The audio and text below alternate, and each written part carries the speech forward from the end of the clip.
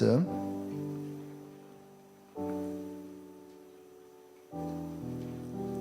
에베소서 3장 14절로 21절까지 제가 한 절 여러분이 한 절 들어가면서 말씀 읽도록 하겠습니다. 에베소서 3장 14절로 21절. 이러므로 내가 하늘과 땅에 있는 각 족속에게 그의 영광의 풍성함을 따라 그의 성령으로 말미암아 너희 속사람을 능력으로 강건하게 하시오며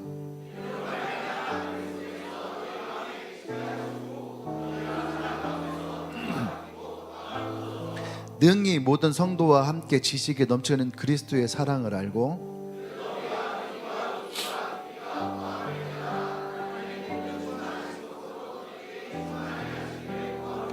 우리 가운데서 역사하시는 능력대로 우리가 구하거나 생각하는 모든 것에 더 넘치도록 능히 하실 이에게 교회 안에서와 그리스도 예수 안에서 영광이 되도록 무궁하기를 원하노라. 아멘. 아멘. 말씀 제목 읽어볼까요? 시작.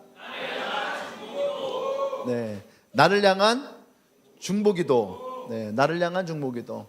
이것은 사도 바울이 에베소 교회를 향한 중보기도였어요. 우리가 잘 한 것처럼 에베소서는 옥중서신이라고 해서 사도 바울이 지금 로마에 잡혀 있는 상황이에요. 네, 거의 이제 사도 바울의 말년이죠. 사역의 끝부분에 다 있는데 그때에 사도 바울이 이 에베소 교회에 편지를 쓴 거예요. 에베소 교회는 우리가 잘 아는 것처럼 정말 사도 바울이 2년 반 동안을 그곳에서 열심히 말씀을 가르치고 제자들을 세우고 그렇게 해서 교회를 세웠던 굉장히 이 사도 바울에게는 의미가 담겨져 있는 교회예요. 그래서 이 교회를 향해서 이 에베소서에 편지를 쓰면서 에베소서 가운데 있어야 될 중요한 것들을 편지로 글로 남겼어요. 여러분들의 에베소서 우리가 많이 봤는데 특히 이제 오늘 나오는 이 에베소서의 3장은 이제 사도 바울이 이 에베소 교회를 향해서 중보하는 마음으로 기도를 하는 기도의 내용을 담겨져 있는 거죠. 예. 그러면서 이 사도 바울이 에베소 교회를 향한 중보가 무엇이냐 할 때에 그 중보가 오늘 여러분 성경을 가지고 있으면은 그 성경에 이렇게 써 있어요. 그리스도의 사랑을 알게 하시기를. 에베소 교회에 있는 성도들이 그리스도의 사랑이 어떤 것인지를 더 마음 가운데에 알기를 원하는 마음으로 오늘 이 중보를 하고 있다라고 하는 거예요. 그래서 오늘 이 사도 바울의 중보가 나와 여러분들을 향한 하나님의 중보가 되기를 원합니다. 아멘. 이 중보의 기도를 통해서 우리가 알고 깨달아서 우리도 이 중보기도와 같은 삶을 살아갈 수 있는 그리스도인 되기를 원해요. 아멘.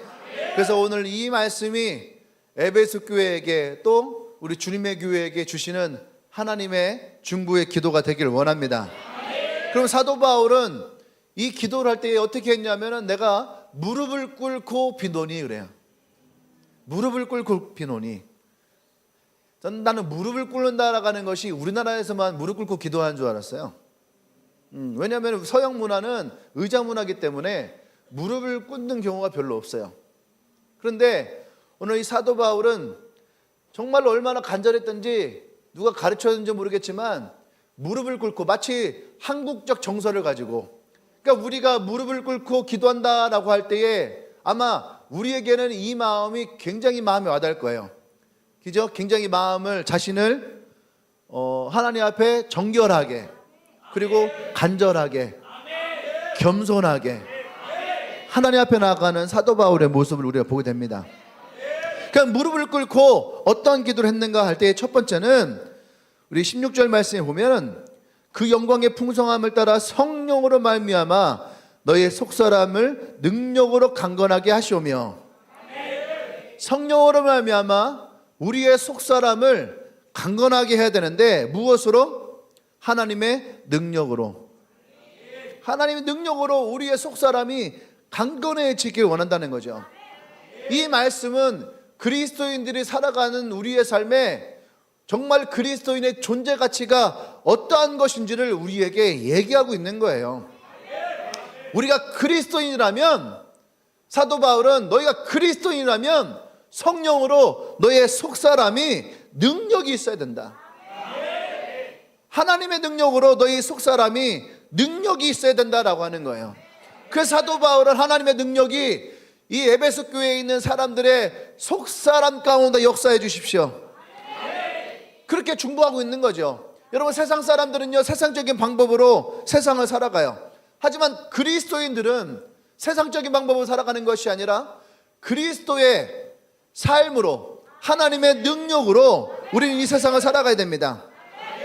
속사람이라고 하는 것은 겉사람과 이게 대비가 되는 거죠. 그죠? 우리가 겉모습이 있으면은 우리의 속마음이 있는 것처럼 세상 사람들은 어쩌면은 겉모습을 더 중요하게 여길 수도 있어요. 너의 외모가 어떠냐? 너가 어떤 옷을 입고 있느냐? 너가 어떤 메이커를 가지고 있느냐? 너의 키가 얼마냐? 너의 외형은 어떤 것이냐? 너가 어떤 것이 매력적이냐? 이런 어떤 겉모습적인 것에 관심이 있다면 하나님은 우리의 마음의 중심 가운데 있는 우리의 속사람을 보신다라고 하는 거예요. 아멘. 그 때문에 나와 여러분들이 이 땅을 살아가는 데 있어서 우리에게 가장 중요한 능력 중에 하나가 뭐냐면 바로 우리의 속사람이 강건해지는 거죠. 이 강건해진 속사람을 가지고 있을 때에 우리는 비로소 그리스도인으로서 이 땅을 살아가며 승리할 수 있는 삶을 살아갈 수 있다라고 하는 거예요. 아멘. 세상 사람들이 이 땅을 살아가면서 승리하는 방법은 우리와 달라요. 그들은 어쩌면 돈일 수도 있죠. 돈을 많이 버는 사람들이 승리한 사람일 수도 있고, 권력을 가진 사람들이 승리할 수도 있고, 명예를 가진 사람들이 승리할 수도 있고, 어떤 자기가 가지고 있는 은사와 달란트를 가지고 그것을 나타낼 때에 내가 승리하고 내가 성공했다라고 말할 수 있어요. 그러나 그리스도인들이 살아가는 방식은 그러한 것이 아니라는 거예요. 세상적인 힘으로써 내 재력, 또 내 어떤 능력, 내가 가지고 있는 어떤 외형적인 것들, 이런 것이 아니라 그리스도인은 말 그대로 그리스도의 능력 안에서 하나님이 주시는 능력으로 살아가는 그 사람이 정말로 그리스도인이다 나가는 거죠. 이 에베소 교회에서 정말로 진정한 그리스도인은 바로 겉사람이 아닌 속사람이 강건한 사람. 그럼 우리는 이런 속사람의 능력을 어떻게 가질 수 있느냐? 오늘 사도 바울의 기도와 같이 기도로서 하나님께 나아갈 때에, 우리에게 주신 예수 그리스도의 이름으로 우리 하나님께 나아갈 때에, 그때 우리는 하나님의 능력을 가질 수 있다라고 하는 거죠. 아멘. 그래서 기도는 하나님의 능력이 우리 가운데 임하는 하나님의 통로라고 하는 거예요. 기도는 하나님의 능력이 우리 가운데 임하는 통로로 하는 거예요. 그래서 예수님의 제자들이 오순절날에 마가의 다락방에 모여 기도할 때에, 그들이 기도할 때에 성령이 그들 가운데에 임하였다는, 그냥 놀고 있다 임한 것이 아니라, 밥을 먹다 임한 것이 아니라 기도할 때에 임하였다는 거죠. 나와 여러분도 마찬가지예요. 우리가 기도해야 될 이유도 여기에 있는 거죠. 우리가 기도할 때에 하나님의 음성이 오고, 우리가 기도할 때에 하나님의 뜻이 세워지고, 우리가 기도할 때에 하늘로부터 우리에게 부어지는 하나님의 능력이 우리 가운데 있다는 얘기예요. 그래서 예수님이 제자들에게 너희가 하늘로부터 능력이 임할 때까지 예루살렘은 떠나지 말고 기다리라 하셨던 말씀이 바로 그 이유라는 거예요. 나와 여러분들이 기도해야 될 이유가 거기에 있다는 거죠. 하늘로부터 덧입혀지는 하나님의 능력이 우리 가운데 있을 때에 우리는 비로소 불의한 세상을 의롭게 살아갈 수가 있어요. 아멘. 거짓된 세상을 진실되게 살아갈 수가 있는 거예요. 이기적인 삶 가운데서 우리는 이타적인 삶을 살아갈 수 있어요. 여러분, 이 땅에 살아갈 때 지금 보세요. 얼마나 불의한 세상 가운데 우리가 살아가고 있는가. 여러분들은 잘 못 느낄 수도 있나? 저는요, 정말 이 땅이 정말로 불의한 세상 가운데 있구나 라고 느낄 때가 참 많이 있었어요. 얼마 전에 서울대학교 신입생들 입학을 하는데 이 사람들 놓고 이제 조사를 했어요. 어떤 사람들이 서울대 오는가 했더니 서울대생의 70%가 강남에서 와요. 놀랍지 않아요? 이 대한민국 땅덩어리가 물론 그렇게 넓지 않지만 대한민국이라는 나라를 100%로 본다면 서울에 있는 강남이라고 하는 것은요, 과연 이 대한민국 중에서 몇 퍼센트를 차지할까? 그런데 이 강남에서 서울대를 70%를 간다는 거예요. 나머지 30%는 누가 갈까? 아버지가 의사이거나, 아버지가 변호사거나, 아버지가 세무사거나, 회계사거나 목사는 아닙니다. 전문직 종사자들의 자녀가 30%의 대부분을 차지한다는 거예요. 그 얘기는 뭐냐면 뭐 전문적으로 어떤 사교육 같은 것들을 힘을 쓸 수 있는 재력을 가진 사람들, 그거를 이제 조사하면서 이 단지 그냥 물질만 부익부 빈익빈이 아니라 이제는 학교까지도 부익부 빈익빈으로 나눠지는. 예전에는요 개천에서 용난다라고 하는 말이 있었어요. 그죠? 근데 지금은 개천도 사라졌고 용도 사라졌다.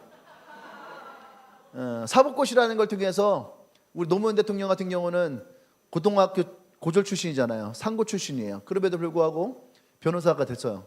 그리고 대통령까지 됐죠. 예. 굉장히 대단한 거죠. 훌륭한 거예요. 그런데 지금은 그런 기회가 사라졌어요. 무조건 대학을 나오고 로스쿨을 가야지 돼요. 예. 로스쿨을 한 달 수업료가 엄청나다고 하더라고요. 제가 궁금했어요. 로스쿨은 학자금 대출이 될까? 국가장학금 나오나? 예, 근데 안 되는 걸로 알고 있어요. 예. 근데 더 웃긴 건 뭐냐면 이제 옛날에는 로스쿨만 가면은 변호사가 될 수 있다 이렇게 생각을 했는데 지금은 또 바뀌었어요. 로스쿨을 나와서도 또 변호사 시험을 쳐야지 돼요. 그래서 신림동이 처음에는 이제 사법고시가 없어지면서 학원가가 사라지는 듯 했는데 이제는 로스쿨생들이 학원을 다시 와야지 돼. 그 로스쿨에서 공부해서 변호사가 되는 것이 아니라 다시 신림동에 와서 공부해야지 변호사 시험을 쳐서 변호사가 될 수 있는. 그것도 많은 돈을 들여서 과외하는 사람들이 합격률이 높다더라. 물론 이건 하나의 단모습이겠지만 점점 사회가 어떤 불의한 가운데에 갈라지고 있는 이러한 모습들을 보면서 요 몇 년 사이에 갈라치기라고 하는 말들이 정말로 많이 나왔어요. 이 말 자체가 얼마나 이 땅이 불의한 삶 가운데 놓여져 있는가. 이런 속에서 우리가 그리스도인으로서 이 불의함이 아닌 하나님의 의로서 살아간다는 것이 얼마나 어려운가를 봐요. 예. 뉴스를 보면서 매 순간순간마다 우리를 절망케 하는 많은 이야기들이 있어요. 그런 모습 속에서 우리가 믿음을 잃지 아니하고 그리스도인으로서 우리가 그리스도인 것을 자랑스러워하면서 신앙을 지켜나간다는 거. 우리는 나는 몰랐었는데 서울에서 이제 가짜뉴스가 한참 돌아다닐 때 그런 것이 있었다는 거예요. 그게 뭐냐면은 흉악범들, 성폭력범들, 우리가 나왔던 뉴스에 많이 나왔던 그런 사람들이 다 기독교인이더라. 절실한 기독교인이고 모태신앙이고 막 그래서 이것이 인터넷상 가운데 막 돌았다는 거예요. 여러분 보셨나요? 그랬다는 거예요. 그런 가짜뉴스를 만들어서 사람들에게 전파하면서 봐라 교회 다니는 것들 겉으로는 교회 다니지만 봐라 이렇게 성범죄를 저지르고 흉악범이고 교회 다니는 사람들은 다 범죄자다 이렇게 얘기할 때 우리가 그런 모습을 보면서 복음을 정말로 기뻐하고 즐거울 수 있는가? 그런데 그 뉴스가 다 가짜였다라는 거예요. 기독교인들 안티 크리스찬들이 만들어낸 가짜 뉴스. 지금도 수많은 곳에서 이 안티 크리스찬들이 교회를 향해서 거짓을 얘기하는 그 모습들을 보면서 야 정말로 이 불의한 세상에서 거짓된 세상 가운데서 우리가 이 그리스도인에서 살아간다는 것이 얼마나 힘들고 어려운가를 우리는 보게 됩니다. 그때에 우리에게 정말로 있어야 되는 것은 바로 우리의 속사람의 강건함이라는 거예요. 네. 믿음을 잃지 아니하고 성령 안에서 우리가 정말 하나님 안에서 이 불의한 땅 가운데에서 우리가 살아갈 수 있는 능력, 이것이 성령의 능력이라고 하는 거예요. 아멘. 이 사도 바울이 살던 시대에도 이것이 너무나 많았다는 얘기예요. 에베소 교회를 중심으로 너무나 많은 이단들이 있었고 또 그 안에서 가지고 있었던 문화들 또 그들 삶의 모습들 가운데에 우리의 속사람을 상하게 하고 우리의 속사람을 아프게 했던 수많은 것들, 이것으로부터 사도 바울은 그들이 속사람이 성령으로 강건해지기를, 난 여러분의 속사람이 강건해지기를 원합니다. 아멘. 그 사도 바울이 속사람이 성령으로 강건해지기를 원했던 또 하나의 이유는 뭐냐면 사단은 끊임없이 교회의 존재의 목적인 하나님의 영광을 나타내는 일에 방해를 하고 있다는 거예요. 그래서 이 방해하기 위해서 우리를 넘어뜨리고 우리를 흔들고 또 흔들어서 힘이 없으면 넘어지게 만들고 우리를 두려움 가운데에 주저하게 하는, 그래서 우리로 하여금 성령 안에서 멀어지게 하는, 그 사도 바울은 성령으로 우리가 강건해져야 될 또 하나의 이유는 뭐냐면 사단이 끊임없이 교회를 무너뜨리려고 하고 성도들을 무너뜨리려고 하고 성도들을 두렵게 해서 우리가 하나님의 나라와 그의 영광을 드러내는 것을 주저하게 만드는. 그래서 사도 바울은 자신의 영적인 아들 디모데에게 디모데후서 2장 1절에서 내 아들아 은혜 받아 강건해져야 된다, 그렇게 얘기를 하고 있어요. 여러분, 우리가 성령으로 충만해질 수 있는 가장 중요한 원칙은 하나님의 은혜가 우리 가운데 있어야 되는 거예요. 아멘. 하나님의 은혜가 우리 가운데 있을 때에 그것이 우리 안에 성령으로 충만해지는 거예요. 은혜를 잃어버리면, 우리가 하나님의 성령의 충만하심이 여러분 내가 노력한다고 되어지는 것이 아니에요. 내가 성령 충만해야지, 성령 충만해야지, 이것을 노력한다 해서 성령 충만이 우리 가운데 되는 것이 아니에요. 성령 충만은 하나님의 은혜가 우리 가운데 흘러와야지 돼요.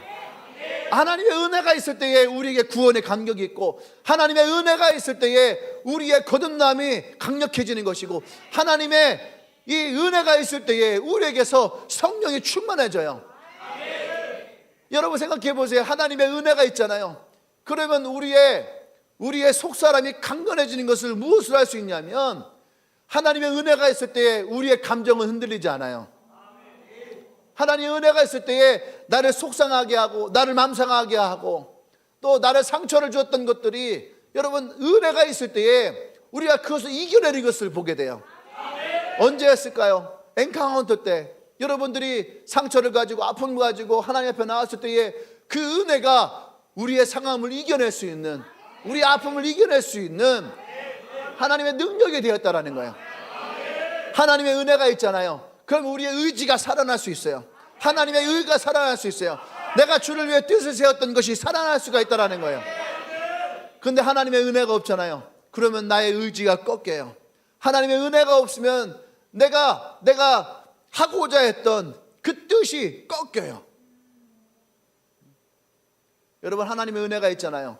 그러면 그 은혜가 우리로 하여금 모세가 지팡이로 홍해를 갈랐을 때에 우리는 이것이 얼마나 큰 하나님의 기적이고 놀라운 역사인지를 우리는 감탄해요. 그죠? 하나님 은혜가 있을 때에 오병이의 사건을 통해서 예수님이 정말 영혼들을 축복하시고 긍휼히 계셨던 그 마음을 우리는 느낄 수가 있어요. 내 안에 은혜가 있을 때에 예수님의 십자가는 나를 위해서 지셨던 가장 큰 하나님의 사랑임을 나의 눈물로 고백할 수가 있어요. 아멘. 이것은 우리의 지식으로 담아낼 수가 없는 거죠. 내 지식으로 알 수 있는 것이 아니에요. 그런데 우리 안에서 은혜가 사라지면 우리는 이것을 지식적으로 가요. 과연 홍해를 가르는 것이 과학적으로 증명할 수 있는가? 보리떡 5덩어리와 물고기 2마리를 가지고 기도할 때에 과연 5,000명을 먹이고 12광주리를 남았다라고 하는 것이 역사적으로 진실일까? 예수님이 십자가를 지셨다라고 하는 것이 과연 오늘 나에게 어떤 상관이 있을까? 이미 그분은 2000년 전에 죽으신 분인데, 그 지식은 우리에게 어떠한 은혜도 줄 수가 없어요. 왜 그럴까요? 은혜가 우리에게서 사라지니까. 은혜가 사라지면 성령이 우리 가운데 머물 수가 없어요. 우리 안에 은혜가 충만하면 성령님은 언제 우리에게 들어오셨는지 모르게 우리 가운데에 성령이 함께 하세요. 그리고 그 은혜 가운데 우리를 깨닫게 하시고 그 은혜를 통해서 하나님은 우리의 믿음을 더 강하게 하실 줄 믿습니다. 그래서 나와 여러분들이 하나님의 은혜 안에 성령의 충만한 가운데에 있어야 될 이유가 여기에 있다는 거예요.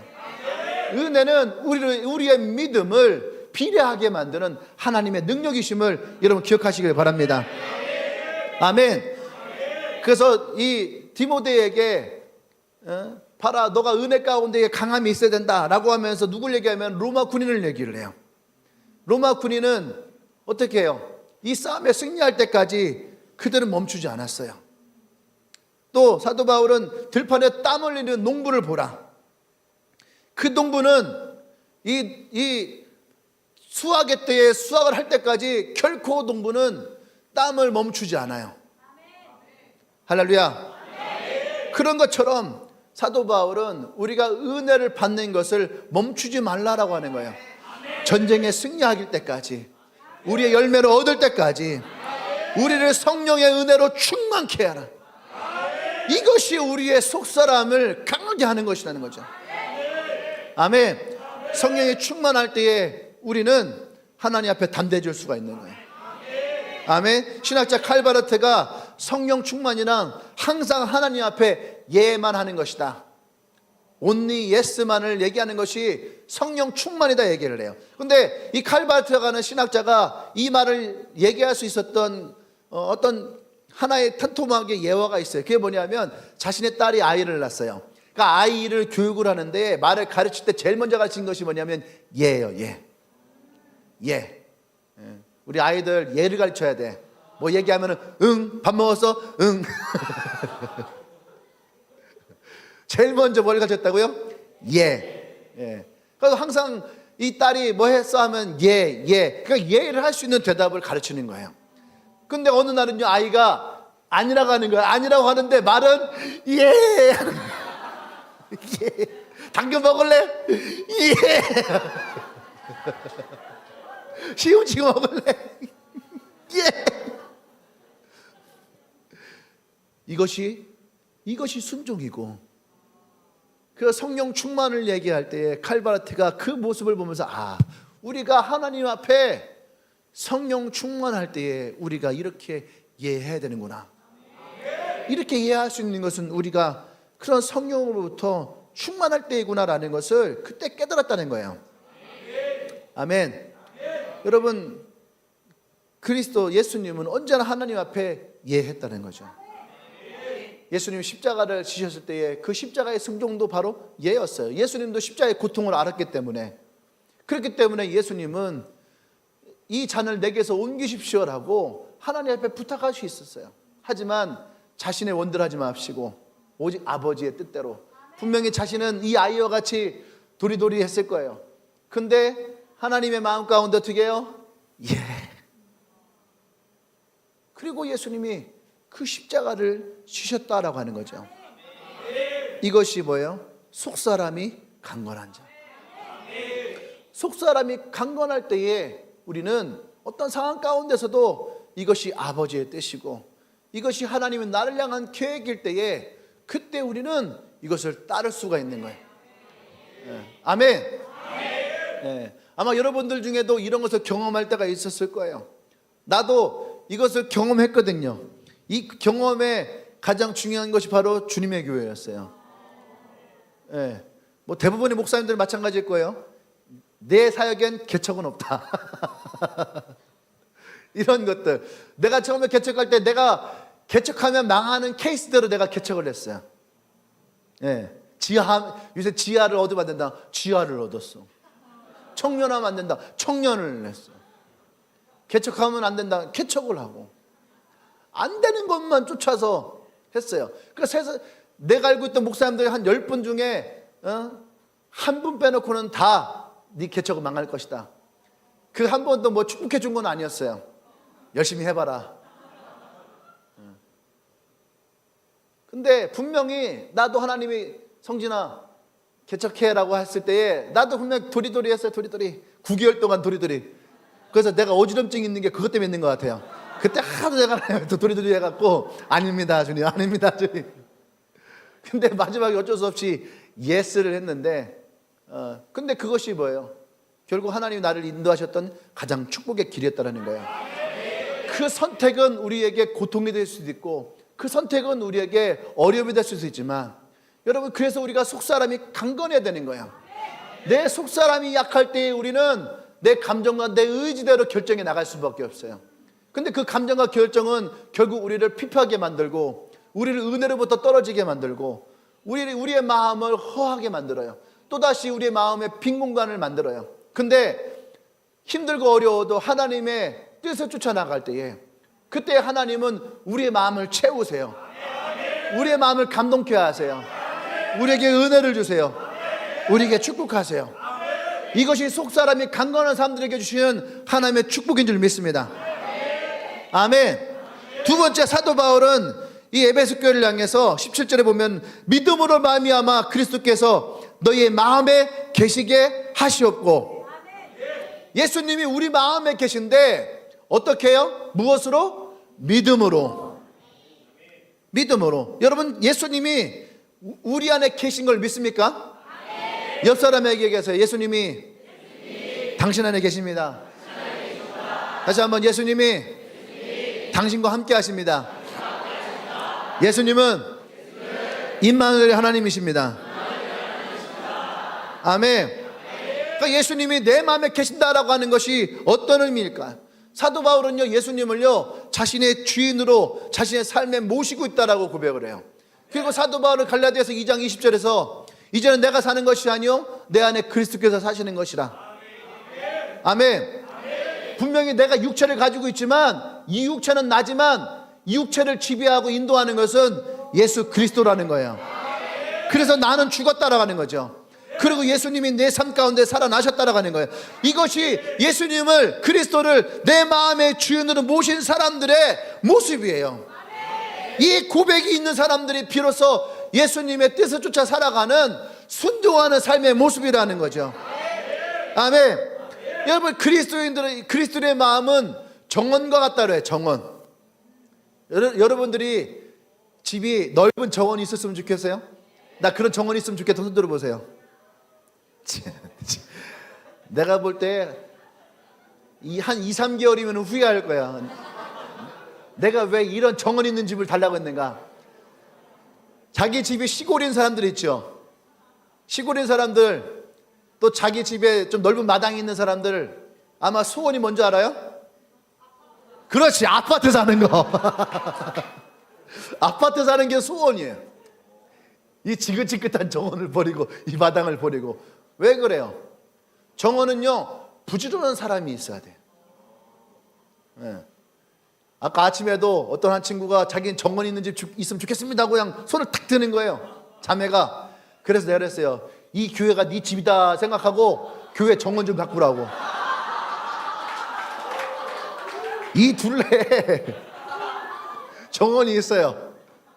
옆에 보면 백일목 나무가 있는데 이 꽃이 폈을 때 엄청 예뻐요. 근데 나무 가치로 따졌을 때 나무가 굉장히 비싸대요. 그래서 이 건축 설계업자가 저보고 절대 저 나무를 팔면 안 된다. 지금 가치로도 굉장히 비싼데 절대 저 나무를 팔지 마라. 신신당부를 해요. 너무 멋있고 예쁘게 나무 자랐다고. 근데 우리는 그 나무의 꽃만 보지 그 밑에 있는 잡초를 안 봐요. 진짜 막 수풀을 만들어 놓은 것처럼 밀림이 형성되어 있어요. 거기에 뱀이 산다고 해도 믿을 것 같아. 네. 엄청나게 우거져 있어요. 아무도 손을 대지 않아. 근데 불과 6월 달까지만 해도, 6월 말까지만 해도 거기가 그렇지 않았어요. 그런데 불과 한 달 반 사이에 거대한 숲을 만들어 버렸어요. 그게 잡초의 능력이야. 아무도 갖고 오지 않는 그곳에도 잡초는 무성하게 살아나더라. 여러분, 정원이 있는 것이 좋은 것이 아니에요. 정원이 있으면요 굉장히 부지런해야 돼. 왜냐하면 정원은 우리가 손을 대지 않아도 거기에서 잡초는 아주 무성하게 자라날 수 있다는 얘기예요. 이 말은 뭐냐면, 우리의 마음은 정원과 같다라는 말은 뭐냐면, 못된 생각들, 이런 것들은요 노력 없이도 무럭무럭 자라난다는 거예요. 근데 좋은 생각, 착한 마음, 이런 것들은요 우리가 애를 써도 조금만 지나도 시들고, 애를 써도 우리의 욕심이 들어오면 사라져 버리고, 애를 써도 화가 나면 죽어버려요. 그렇기 때문에 내 마음이 예수님이 다스릴 수 있어야지 돼. 아멘. 예수님이 내 마음에 오셔서 나를 다스릴 때에, 그래서 우리는요 내 마음에 이 잡초들을 제거할 수가 있다는 거야. 그런 의미에서 믿음으로 그리스도께서 우리 마음 가운데에 계시기를 사도 바울은 중보하고 있어요. 아멘. 여러분, 예수님이 우리의 마음을 다스리지 못하면요, 어쩌면 우리는 그리스도인으로서 변장하며 살아갈 수 있어요. 변장하며 살아갈 수 있지만 예수님을 닮아가는 변화된 삶은 없을 거예요. 우리가 예배를 드리고 교회 다닌다고 할지라도 여러분, 그것이 우리가 진실한 그리스도인의 삶이다라고 우리는 어쩌면은 당당하게 말을 못할 수도 있어요. 진짜 우리가 그리스도 안에서 변화되어지는 거. 아멘. 예수님이 내 마음에 오셔서 나를 다스리시고 그 예수님 앞에 우리가 온전히 내 마음을 내어 드릴 때에 그때 우리는 예수님께 우리의 마음이 붙들렸다라고 하는, 그죠? 우리의 마음을 주님이 붙들고 계시다라고 하는 그 믿음의 마음을 우리는 갖게 돼요. 그것이 그리스도인이 살아가는 진정한 삶의 가치라고 하는 거죠. 아멘? 근데 만약에 그 신앙의 삶 가운데에 예수님이 없다면 지금은 괜찮겠지만 언젠가 우리의 삶에 힘든 일, 어려운 일, 급한 일, 내가 감당할 수 없는 일들이 우리 가운데 찾아올 때에 그때 우리는 어쩌면 내가 감당할 수 없는 문제들 앞에 우리는 주저앉을 수도 있어요. 당황할 수도 있어요. 낭패를 당할 수도 있어요. 근데 하지만 지금은 우리가 알 수 없어요. 그렇기 때문에 사도 바울은 이 에베소 교회를 향해서 중보하는 거예요. 너희들이 믿음으로 그리스도가 너희 안에 거하시기를. 아멘. 우리도 그 믿음으로 예수님이 우리 안에 거하시기를 여러분 축복합니다. 아멘. 마지막 세 번째로 사도 바울이 우리에게 중보했던 중보의 기도는 뭐였냐면 18절에 지식에 넘치는 그리스도의 사랑을 알고라고 해요. 지식에 넘치는 그리스도의 사랑을 알고. 지식에 넘친다는 말이 뭘까요? 아까 얘기했던 것처럼 우리가 알고 있는 지식을 넘어서는 것, 우리가 알고 있는 그 배움의 지식으로 예수님을 아는 것이 아니에요. 아멘. 오랜 시간 동안 신앙생활을 하는 사람들에게 장점과 단점이 있어요. 장점은 오랜 동안 신앙생활을 하는 사람들은 이 지식을 넘는 하나님을 경험한 것이 있어요. 그래서 내가 감당할 수 없는 믿음을 가지는 믿음의 사람일 수 있어요. 또 하나는 뭐냐 하면 이 믿음이 없이 살아가면은 그냥 교회 학교에서 배웠던 이야기들, 지식적인 이야기들, 그래서 그 얘기를 들을 때마다 나 알고 있는 거야. 베드로 나면은 알아? 베드로 물 건넜어? 물 위를 걸었어? 알아? 오늘 다윗이 나 다윗 알아? 골리앗 잡았어. 물맷돌로 골리앗 잡았어. 알아. 요셉 알아? 총리 된 거 나도 알아. 몰라서 설교하는 게 아니잖아요. 근데 그 지식으로 하여금 하나님이 오늘 우리에게 주시는 하나님의 음성을 가로막아요. 지식을 뛰어넘는 하나님의 역사하심을 가로막아요. 아멘. 어쩌면은 이 한국교회가 영적으로 더 성숙함으로 나가지 못하는 이유는 뭐냐면 교회에서 너무 많이 배워. 성도들을 가만히 내버려 두질 않아. 내가 부목사하던 부교육자하던 교회에 가면은요, 뭐 성서대학, 성경 파노라마, 성경 중보기도 학교, 1차, 2차, 3차, 또 뭐 제자훈련 1차, 2차, 뭐 사역학교, 뭐 무슨 학교 막 엄청 많아. 진짜 평생 교육이야. 평생 교육. 근데 정작 이 평생 교육을 받은 사람들이 예배 가운데서는요, 아멘이 없어요. 말씀의 은혜를 경험하지는 못해요. 여러분, 뭐가 잘못된 거 아니에요? 우리가 더 많이 알고 더 많이 우리가 은혜 가운데 있다면 우리가 말씀에 나올 때마다 더 아멘을 하고 더 감사하고 더 기뻐하고 옆 사람에게 얘기해서 제대로 좀 해라. 옆 사람에게 제대로 좀 해라. 똑바로 좀 해라. 할렐루야. 아멘. 여러분, 지식이 다가 아니란 얘기예요. 하나님의 사랑은 우리의 지식을 뛰어넘는다는 얘기예요. 내가 감당할 수 없는 하나님의 은혜가 있다는 얘기예요. 여러분, 생각해 보세요. 정말로 모세가 홍해를 갈랐을까? 여러분, 지식으로 이것을 담아낼 수가 없어요. 정말로 오병이의 사건도 우리에게 일어났던 것일까? 지식으로 담아낼 수가 없는 거예요. 예수님의 십자가로 우리를 구원받았을까? 지식으로 담아낼 수가 없는 거예요. 아멘. 하나님의 은혜는 항상 우리의 지식을 뛰어넘어요. 나의 경험을 뛰어넘어요. 할렐루야. 그래서 우리는 지식에 넘치는 하나님의 은혜가 있어야 되고 하나님의 사랑이 있어야 되는 거예요. 그 하나님의 사랑이 우리 가운데 찾아왔을 때에 나에게 작은 세상이 나에게 도전해 오는 것들을 우리가 뛰어넘을 수가 있는 거예요. 캐스트어웨이처럼 내가 세상 가운데 세상이 나가는 섬에서 예수 그리스도를 통해서 탈출하려고자 할 때에 세상은 우리를 가로막아요.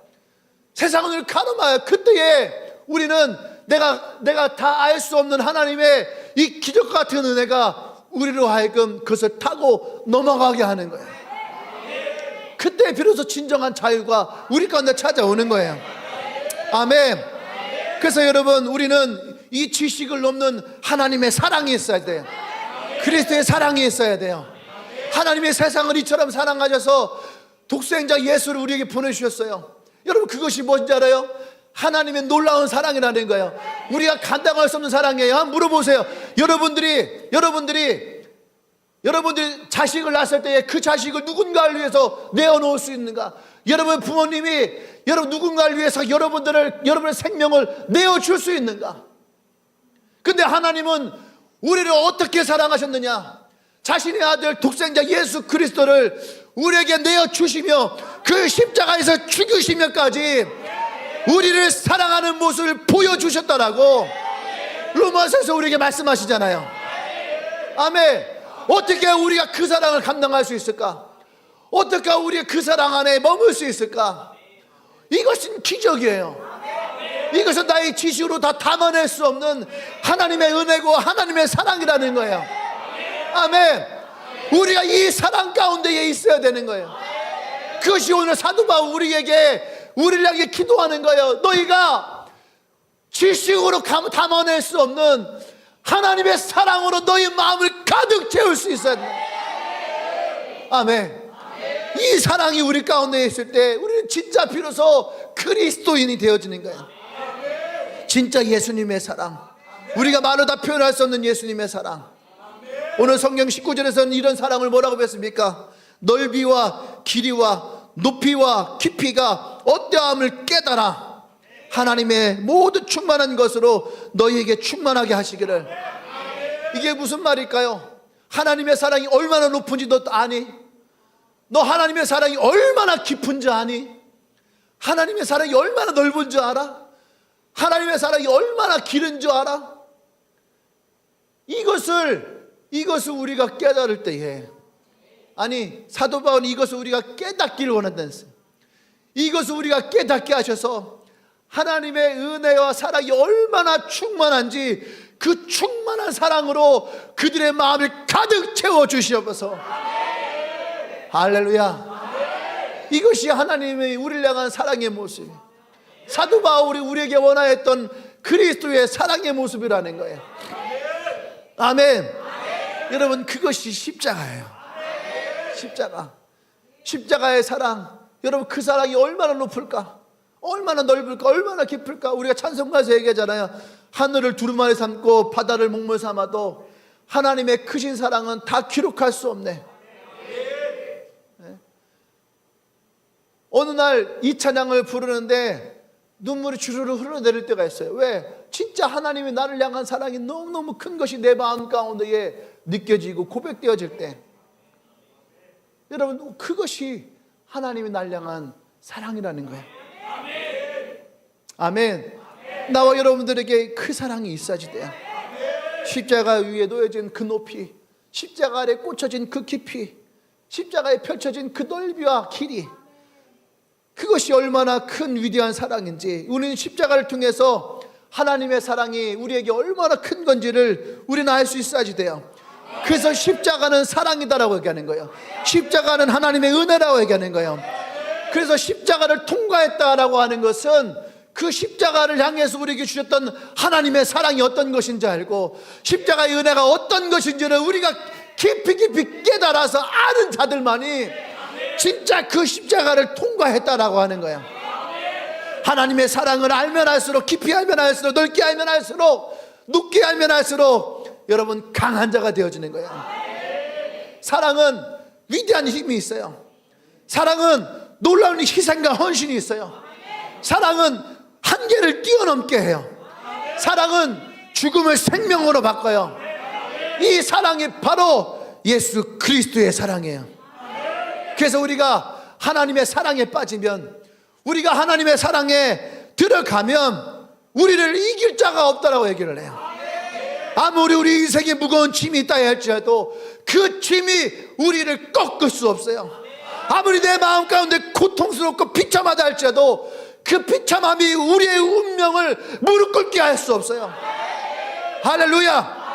하나님이 나를 사랑하신다는 그 사실만 우리가 믿고 나간다면 그 사랑으로 우리는 결코 쓰러지지 않아요. 넘어지지 않아요. 불의가 우리 앞에 있다 해서 무릎 꿇지 않아요. 거짓이 우리 앞에 있다 해서도 우리가 쓰러지지 않아요. 넘어지지 않아요. 도리어 성경은 우리가 이 세상 가운데에 넉넉히 이길 자라고 얘기하세요. 로마서 8장 35절에서 누가 우리를 그리스도의 사랑에서 끊으리요? 환난이냐 곤고나 핍박이나 기근이나 적신이나 위험이나 칼이냐. 여러분, 그 어떤 것도 우리를 그리스도의 사랑에서 끊을 수 없다라고 사도 바울은 우리 가운데 얘기하고 있어요. 그것이 바로 예수님의 십자가의 사랑이에요. 할렐루야. 이 사랑이 우리 가운데 있기 때문에 우리가 어떤 시험을 당하고 어떤 어려움이 우리에게 있다 할지라도 우리는 넉넉히 이길 수 있는 하나님의 은혜가 있어요. 성령의 충만함이 있어요. 할렐루야. 그래서 오늘 에베소 교회를 향해서, 야, 하나님이 너를 향해서, 그리스도가 너를 향한 그 사랑이 얼마나 큰지를 너희들이 깨달아. 그것을 알아야 된다라고요. 아멘. 이것이 오늘 사도 바울이 얘기하는 그리스도의 핵심이에요. 사도 바울이 기도하는 기도의 핵심이에요. 사랑하는 여러분, 오늘 우리에게 주어진 가장 중요한 이 사실을 우리는 기억할 수 있어야 돼요. 여러분, 우리의 속사람은 그리스도 안에서 강건해져야 돼요. 사도 바울은 날로 우리의 속사람이 강건하기를 원해요. 아멘. 왜냐하면 사도 바울은요, 누구보다도 이것을 경험했던 사람이에요. 로마서는요 7장과 7장 이후가 달라요. 로마서 7장까지 사도 바울은 어떤 고백을 합니까?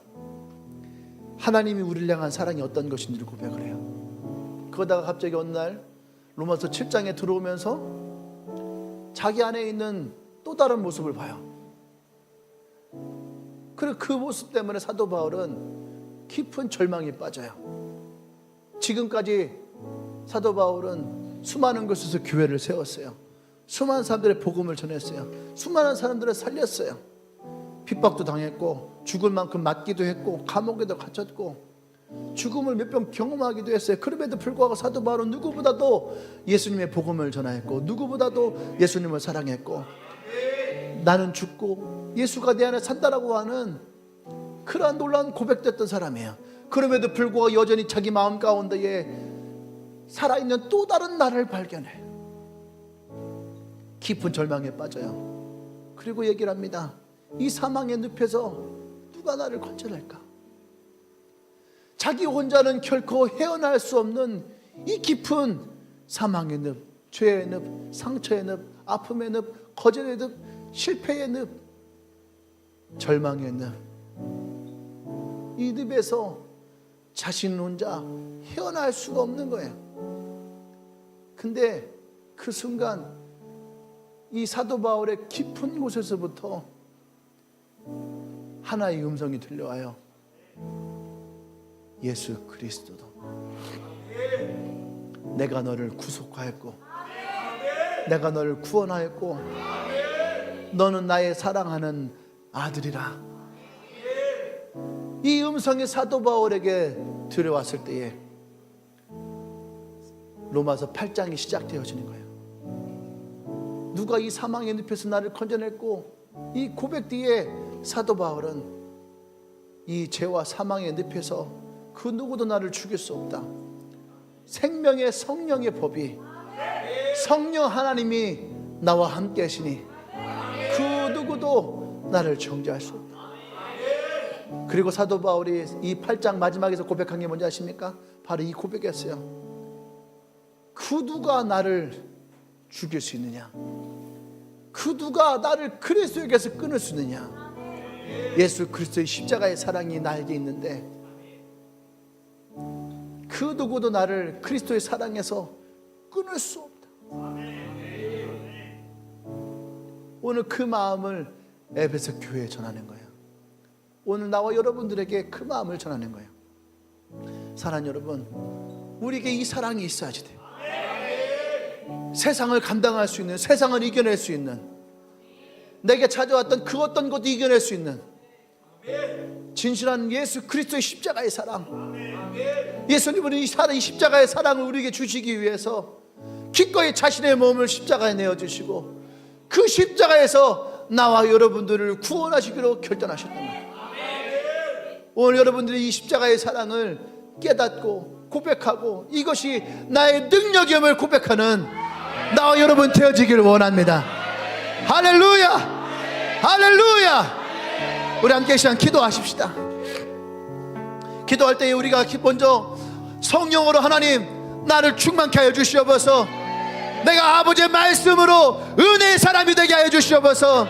하나님의 말씀이 내 안에 살아나게 하여 주시옵소서. 나의 속사람이 강건하게 하여 주시옵소서. 그 말씀이 내 안에 살아나게 하여 주시옵소서. 할렐루야. 기도합니다.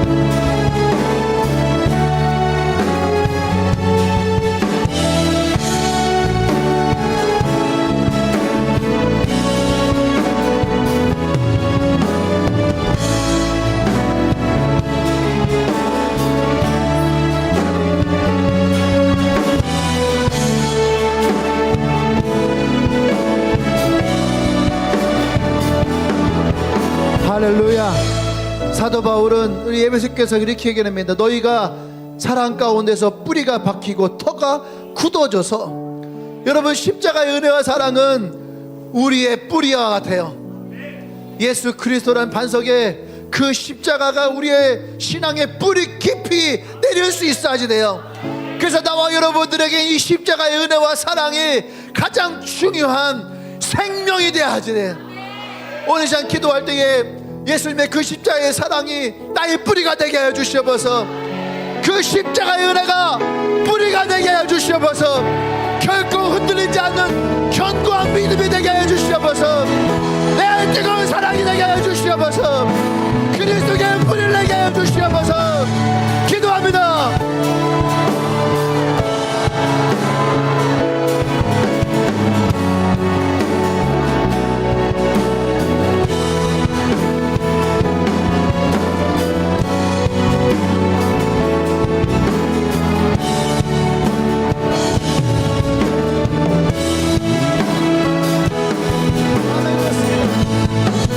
이 십자가의 은혜가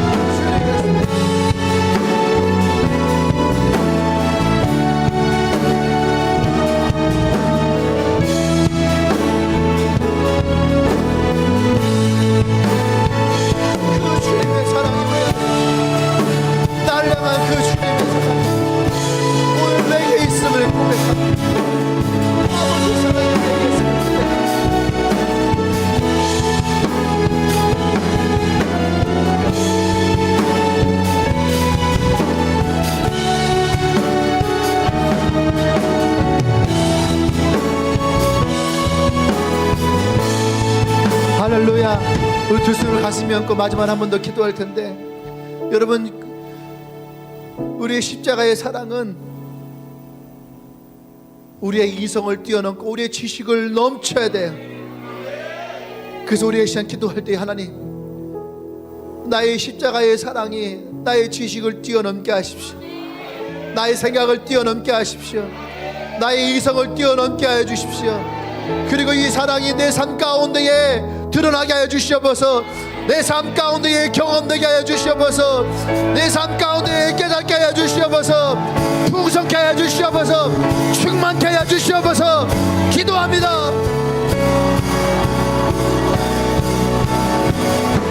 주님,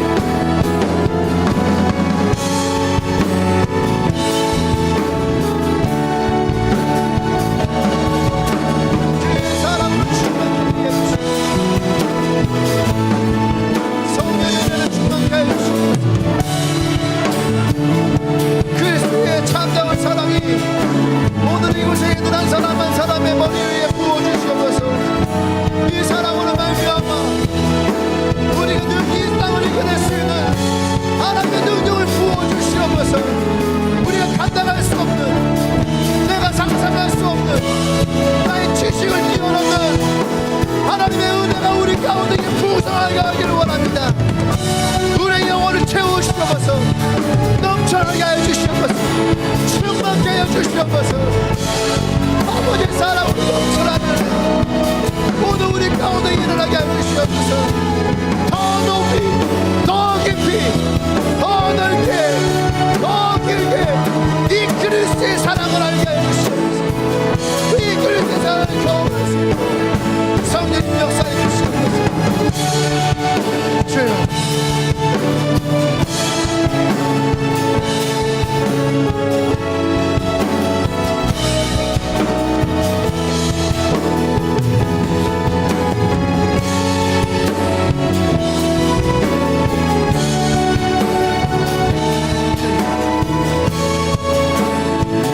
할렐루야.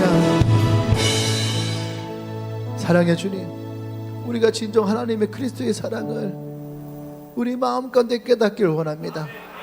내 말이 너희 안에 거하고 내가 내 안에 거하면, 하나님, 이 말씀과 같이 우리가 하나님과 하나가 되기를 원합니다. 다윗과 같이 하나님 마음에 합한 자가 되어지기 원합니다. 그래서 우리의 삶에 이 다윗과 같이 하나님의 역사가 드러나게 하시고 하나님의 은혜가 넘쳐나게 하시고 아버지를 향한 그 시편의 고백과 같은 그 은혜가 우리의 삶 가운데에 풍성하게 거하길 원합니다. 하나님, 기름 부어 주시옵소서. 날로 날로 우리의 속사람이 강건해지길 원합니다. 우리의 믿음 안에 그리스도의 십자가의 은혜와 사랑이 날로 날로 우리의 마음을 충만케 하길 원합니다. 아버지의 은혜를 우리 가운데 부어 주시옵소서. 영원히 목마르지 않는 주의 생수가 우리 가운데 흘러넘치게 하여 주시옵소서. 할렐루야, 할렐루야. 그 생수의 강이 강과 같이 우리 가운데 흐르기를 원합니다. 할렐루야. 임하여 주시옵소서. 풍성케 부어 주시옵소서. 이제는 우주 예수 그리스도의 구속의 은혜와 하나님의 크신 사랑과 성령의 교통 역사하심이 오늘 아버지의 사랑 앞에, 그 십자가의 은혜와 사랑 앞에 하나님 구하며 충만케 되기를 원하며 그 사랑 가운데 나가기를 고백하는 주님에게 모든 성도들을 위해 지금부터 영원토록 함께 하시기를 간절히 축원합나이다. 아멘.